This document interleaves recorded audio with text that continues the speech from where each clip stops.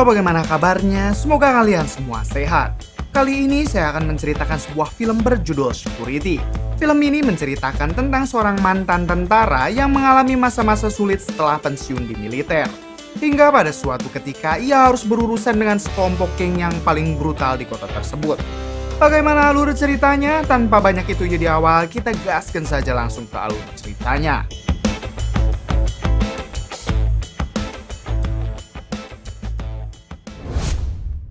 Di awal film diperlihatkan dengan seorang pria bernama Eddie yang kala itu sedang mendatangi disnaker setempat untuk mencari sebuah pekerjaan.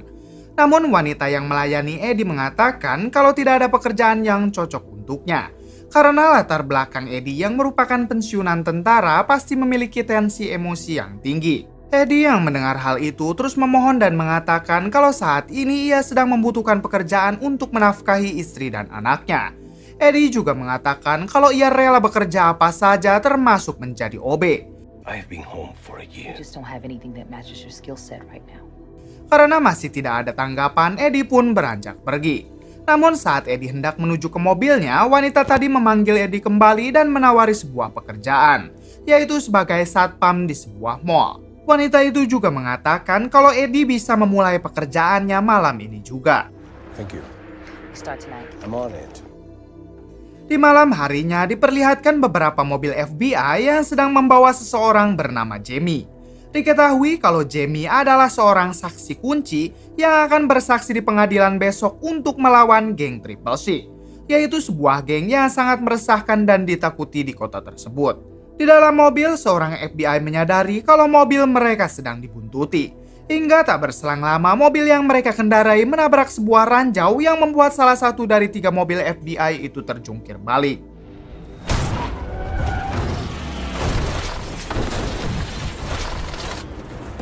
Rupanya orang yang membuntuti para FBI tersebut adalah geng Triple C. Di sini mereka langsung menyerang anggota FBI tersebut dengan peluru.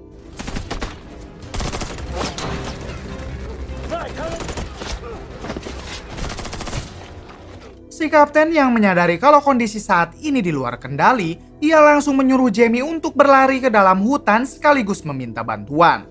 Tak lama setelah itu, si kapten dan semua anak buahnya harus tewas tertembak.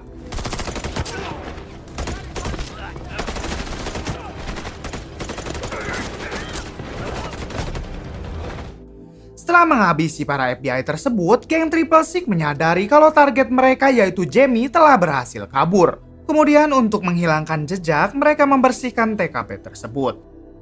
Di sisi lain terlihat Eddie sedang ngahulang tarik mengingat saat dirinya berada di medan perang. Setelah itu ia mengabari istrinya kalau dirinya kini sudah memiliki sebuah pekerjaan.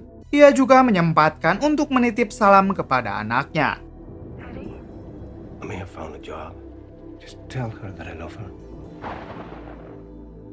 Singkat cerita, Eddie datang ke mall untuk memulai pekerjaannya.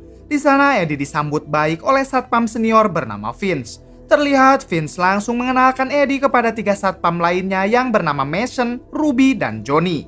Lalu Vince menjelaskan kalau sistem keamanan di mall sedang mengalami gangguan yang mungkin disebabkan oleh cuaca yang sedang buruk.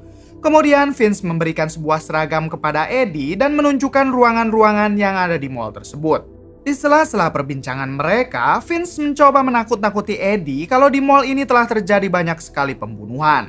Namun terlihat Eddie yang begitu tenang dan santai. Melihat sikap Eddie yang seperti itu, Vince kemudian menebak kalau Eddie adalah seorang mantan tentara. Eddie pun mengangguk untuk membenarkan tebakan Vince, bahkan Eddie juga menambahkan kalau ia dulunya adalah komandan pasukan. Mendengar hal itu, muka Vince langsung pelangap-longo.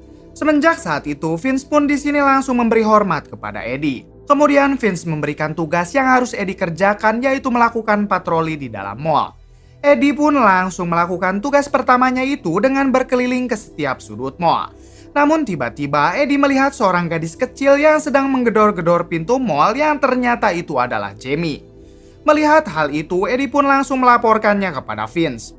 Namun karena Eddie melihat gadis itu sangat ketakutan, ia pun langsung membuka pintu mall tersebut. Dan saat dibuka, Jamie malah pingsan di pangkuan Eddie. Singkat cerita, Eddie pun membawa Jamie ke ruangannya. Vince dan satpam lain yang panik mencoba menghubungi polisi. Namun sayangnya telepon mereka tidak dapat digunakan karena tidak ada sinyal. Di sana salah satu satpam yang bernama Mason melihat dari CCTV ada seorang pria parubaya bernama Charlie sedang mendekati mall tersebut. Karena penasaran, semua satpam pun menemuinya. Di sini Charlie mengatakan kalau ia sedang mencari anaknya yang hilang bernama Jamie. Mendengar hal itu, Vince langsung menyuruh Johnny untuk membawa Jamie turun. Setelah itu, saat Vince sedang membukakan pintu, Jamie yang sudah di bawah, ia terbangun dari pingsannya dan langsung lari ketakutan karena melihat pria yang akan menangkapnya saat ini berada di hadapannya. Mendengar teriakan itu, Vince refleks langsung mengunci kembali pintu mall tersebut. Lalu seorang pria datang dan membawa sekoper uang. Rupanya dia merupakan anak buah Charlie. Charlie di sini mencoba menyogok Vince agar mau memberikan Jamie kepadanya. Dan jika Vince berani menolaknya, ia tak akan segan-segan untuk menghabisi semua orang yang ada di sana. Karena dirasa menguntungkan, Vince di sini berencana untuk menukar Jamie. Namun Eddie yang melihat Vince akan membukakan pintu, ia langsung menghajar Vince. Charlie yang melihat Eddie menolak tawarannya, ia langsung bergegas pergi.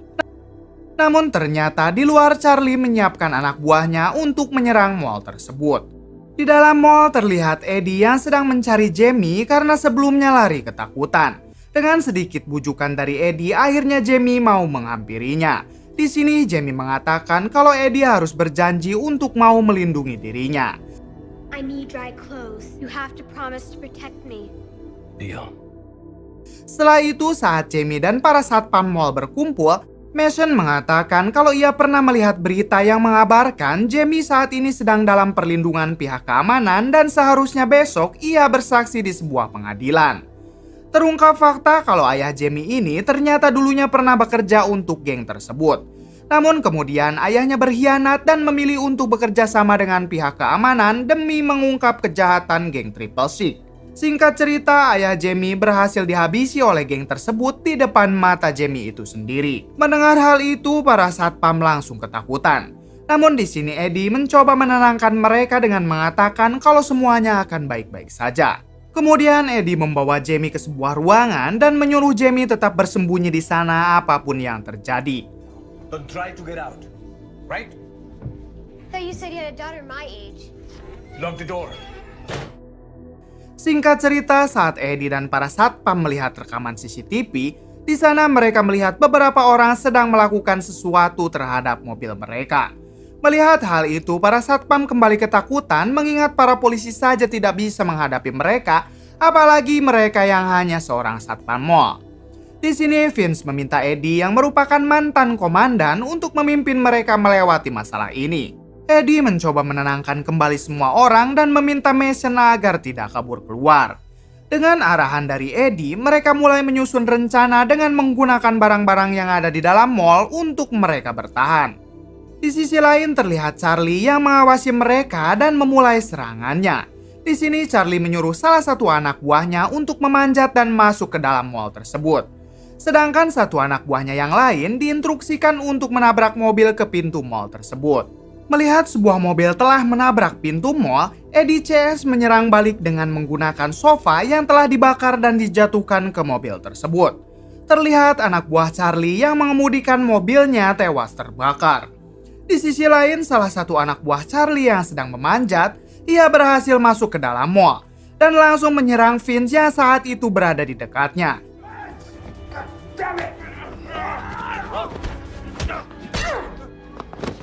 Beruntung saat Vince terdesak, Ruby datang tepat waktu dan memukul anak buah Charlie hingga tak sadarkan diri. Di luar, Charlie dan anak buahnya segera menyingkirkan mayat dan mobil yang terbakar tadi agar tidak meninggalkan jejak. Di dalam mall, Eddie dan satpam lain mulai berpencar untuk memasang jebakan. Lalu Eddie menugaskan Jason di pintu depan untuk mengirimkan pesan pertolongan melalui senter ketika ada polisi patroli yang lewat. Tak berselang lama, Jamie keluar dari persembunyiannya dan menawarkan bantuan kepada Eddie. Sementara itu, Charlie dan anak buahnya saat ini telah berhasil masuk ke dalam mall. Jamie yang saat ini mengendalikan sebuah mobil remote, ia mengirimkan sebuah pesan kepada Charlie agar datang menemuinya di blok 047. Tentu saja hal ini merupakan sebuah jebakan buat Charlie dan anak buahnya. Merasa tertantang, Charlie kemudian menyuruh anak buahnya untuk datang ke blok tersebut. Agar anak buahnya tambah semangat, Charlie juga mengirim pesan kepada mereka yang berhasil membunuh Jamie akan diberikan bonus sebesar $100.000. Namun jika gagal, maka Charlie akan membunuh anak buahnya itu termasuk keluarganya. I have a little announcement. If we succeed and the girl dies, if we fail, you will be hunted down and killed. Let's get to work. Sebagian anak buah Charlie masuk lewat pintu yang dijaga oleh Ruby. Salah satu dari mereka harus tewas karena tersengat listrik yang sebelumnya telah dipasang oleh Eddie. Ruby yang melihat anak buah Charlie sedang berusaha membuka pintu itu dengan linggis, ia pun segera menahannya. Namun hal tersebut bukanlah apa-apa bagi mereka, dan mereka pun langsung memberondong Ruby dengan peluru.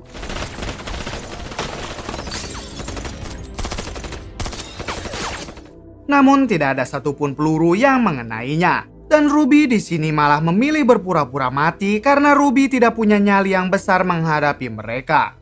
Anak buah Charlie yang menyangka Ruby telah tewas, mereka langsung masuk ke ruangan selanjutnya. Ternyata di ruangan tersebut sudah ada Mason yang sedang berjaga. Di sana Mason berhasil merampas salah satu senjata anak buah Charlie hingga dapat membunuh 2 orang anak buahnya. Di sisi lain, Eddie yang merasa khawatir terhadap rekan-rekannya, ia mengecek mereka lewat radio. Eddie pun merasa lega setelah mengetahui kalau rekannya baik-baik saja. Kemudian Eddie mencoba menemui Mason dan mengambil senjata yang ada padanya. Namun saat hendak ke sana, ia malah ketahuan dan langsung diberondong peluru oleh anak buah Charlie. Beruntung di sini Eddie masih berhasil selamat. Sementara itu, seorang sniper yang berjaga di luar mall mengabarkan kepada Charlie kalau ada sebuah mobil polisi yang sedang mendekat. Mendengar hal itu, Charlie langsung memerintahkan semua anak buahnya untuk menahan serangan agar polisi tidak curiga. Eddie yang melihat mobil polisi itu berhenti di depan mall, ia kemudian memerintahkan Jason untuk menyalakan senter dan membuat tanda SOS. Saat Jason melakukannya, ternyata senternya rusak. Di sini Jason mencoba berinisiatif untuk pergi keluar meskipun sebelumnya telah dilarang oleh Eddie. Saat hendak mencapai pintu keluar, Jason langsung tewas tertembak oleh sniper Charlie yang berjaga di luar.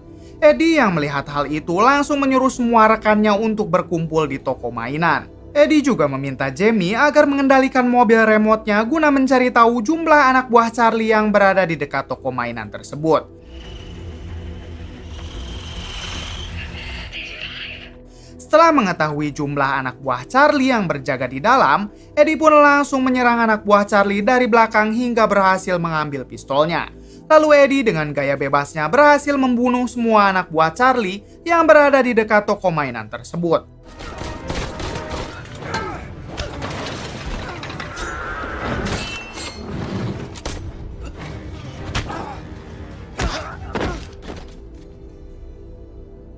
Charlie yang menyaksikan kejadian itu lewat CCTV menjadi semakin naik darah. Di sisi lain, kita diperlihatkan dengan Vince dan Ruby yang malah keluar dari tempat persembunyiannya. Hingga tiba-tiba mereka diserang yang membuat Ruby terkena tembakan. Di sini Vince berusaha sekuat tenaga untuk menyelamatkan Ruby. Di saat yang sama, Eddie berhasil sampai ke ruangan Mason. Mason yang sudah ketakutan setengah mati langsung menembak Eddie karena mengira itu adalah komplotan Charlie. Untungnya di sini Eddie berhasil menghindar. Singkat cerita, Eddie dan rekan-rekannya berhasil berkumpul di toko mainan. Namun sayangnya nyawa Ruby tidak berhasil ditolong. Terlihat Vince sangat terpukul atas kematian sahabatnya itu. Sedangkan Charlie yang melihat anak buahnya banyak yang tewas langsung turun tangan. Kembali ke Eddie, di sini Eddie membawa Jamie bersembunyi lagi. Untuk berjaga-jaga, Eddie memberikan sebuah boneka beruang yang di dalamnya ada senjata penyengat listrik. Terlihat mereka berdua saling curhat menceritakan sedikit kisah hidupnya masing-masing. Di tengah-tengah perbincangan mereka, tiba-tiba Charlie menghubungi Eddie dan memberikan penawaran terakhir. Yaitu jika Eddie mau memberikan Jamie kepadanya, ia bersedia memberikan uang dengan jumlah yang sangat banyak. Namun Eddie tetap pada pendiriannya dan tidak mau menyerahkan Jamie. Give us the girl, one life for many. Ready or not? Come here. Eddie!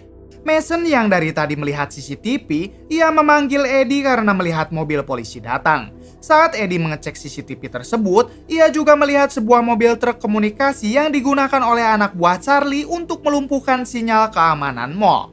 Di sini Eddie berencana untuk menyingkirkan truk tersebut agar sistem keamanan mall dapat berfungsi kembali dan ia bisa meminta bantuan. Ketika menuruni tangga, Eddie melihat Vince yang sangat marah karena Ruby kini telah tewas. Sebelum pergi, Eddie menyuruh Vince kembali bersembunyi sebelum bantuan datang. Sesaat setelah Eddie pergi, kios toko mainan itu terbuka oleh anak buah Charlie dengan menggunakan forklift. Melihat hal itu, Vince yang ingin melampiaskan dendamnya atas kematian Ruby, ia langsung menyerang mereka dengan membabi buta, hingga adu tembak pun terjadi.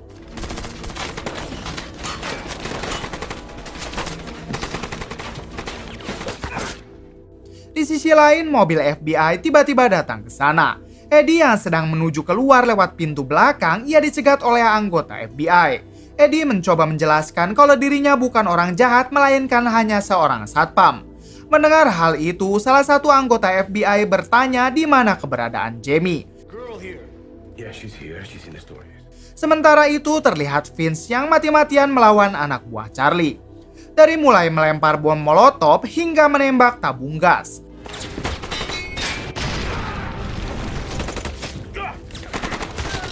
Namun pada akhirnya Vince tertembak oleh mereka. Di sini Vince sudah bertekad untuk mengorbankan dirinya agar Mason dan Jamie bisa selamat sampai ke tempat FBI.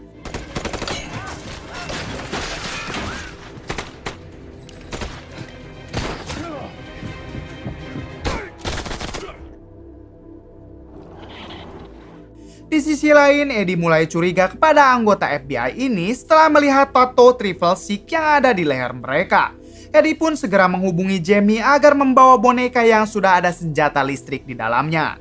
Saat baru saja nongol, Mason langsung ditembak oleh anggota FBI gadungan itu. Jamie yang melihatnya langsung lari ketakutan. Di saat yang bersamaan, ketika FBI gadungan itu lengah, Eddie langsung menghabisi mereka.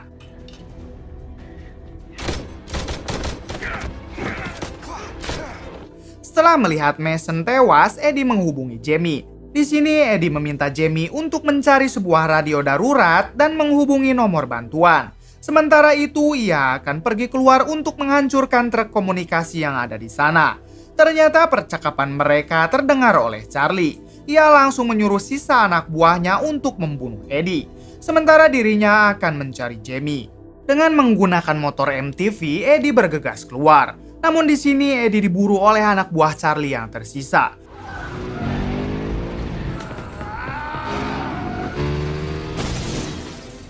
Di waktu yang sama, Charlie mencoba membujuk Jamie agar mau keluar dari tempat persembunyiannya. Kembali ke Eddie, terlihat anak buah Charlie berhasil menghantam Eddie hingga mereka pun bertarung.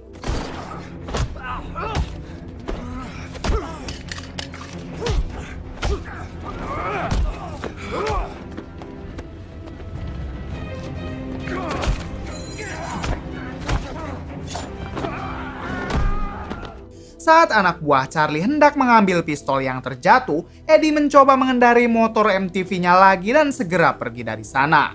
Setelah berhasil keluar, Eddie meloncat dari motornya sesaat sebelum motor itu menabrak mobil komunikasi hingga terbakar. Lalu sinyal radio keamanan pun kembali aktif. Setelah itu Eddie menghubungi Jamie, namun Jamie tak bisa menjawabnya karena di dekatnya sudah ada Charlie. Di luar, Eddie tertembak oleh sniper yang sebelumnya ditugaskan untuk berjaga di sana. Sementara itu, Charlie berhasil menemukan radio HT milik Jamie dan segera menghancurkannya. Jamie yang saat itu berhasil kabur, ia mencoba mencari alat komunikasi untuk menghubungi polisi.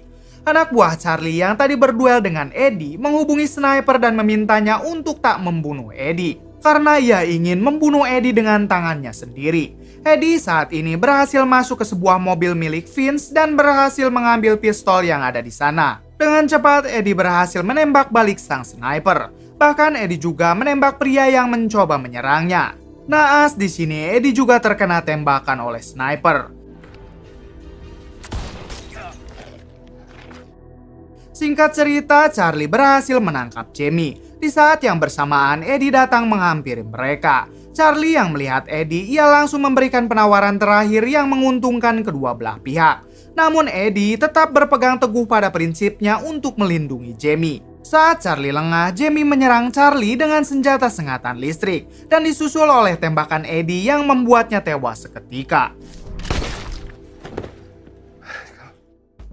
Tak lama kemudian, polisi yang sesungguhnya datang. Di balik itu, ternyata Vince masih hidup dan segera dibawa ke rumah sakit. Beberapa hari kemudian, terlihat Jamie yang sedang menjenguk Eddie di sebuah rumah sakit. Sebelum ia pergi, di sini Jamie mengucapkan terima kasih karena Eddie telah melindunginya. Tak lama berselang, paman Jamie datang dan menjemputnya. Thank you for what? Uncle Will. Di akhir film terlihat Eddie yang kembali bertemu dengan anak dan istrinya, kemudian film pun tamat. Terima kasih yang sudah menonton sampai akhir, semoga kalian terhibur dengan konten ala kadarnya ini. Saya pamit undur diri, salam Hampura Film.